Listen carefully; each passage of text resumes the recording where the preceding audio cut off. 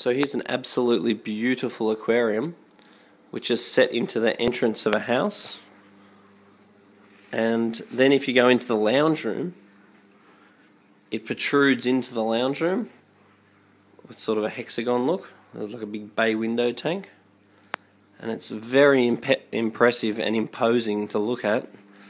It's an absolute centerpiece.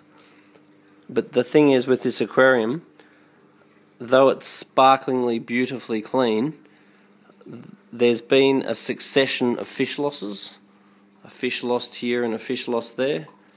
Whenever the water's tested, the water seems to be fine. The tank does receive regular maintenance, and the only thing that I can put this potential loss down to is that the temperature hasn't been monitored as diligently as maybe it could have, and when I checked it, it was a little bit low. Not drastically low, but just a little bit low. And the heaters are quite old. They're sort of 8-year-old Aqua One heaters, and the Aqua One heaters heat at 1 watt per litre, whereas the Eheim or Jaeger heaters, they heat at 1 watt per 3 litres.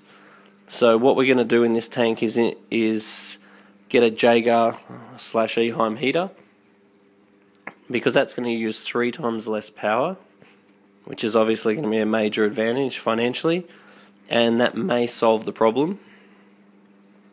Because if the fluctuating temperature due to old heaters that may be inefficient was the problem, then we've solved it.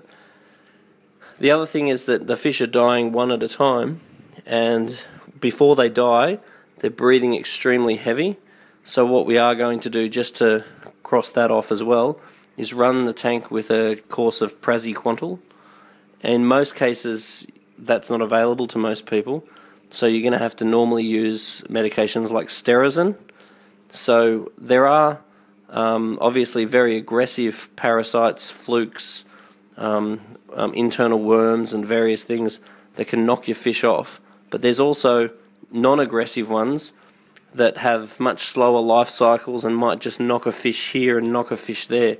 So if you are just losing a fish here and a fish there, don't discount the fact that it could possibly be a non-aggressive parasite or pathogen.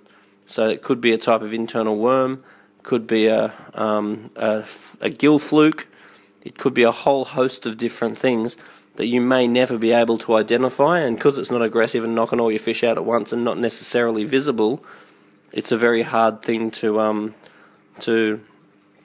just point the finger at. So if you are losing a fish here and there and everything else seems to be okay, running your tank with a course of fluke or sort of larger parasite medication is really worth giving it a crack, because it has worked for me in the past, and I'm hoping it will work for me in this circumstance. So once we dose it with praziquantel, we're going to keep a real eye on the ammonia and nitrite, because we don't want it to damage the filter, which is possible. So if that happens, we'll keep up lots of water changes, put plenty of prime in the water and just monitor that. But that way we'll be nice and sure that those sorts of flukes and internal worms and so forth won't be an issue. And it's likely related, because if there was like some sort of gill fluke or some mysterious fluke that we can't see or don't know, that may be a result of long periods of temperature fluctuation due to very old heaters.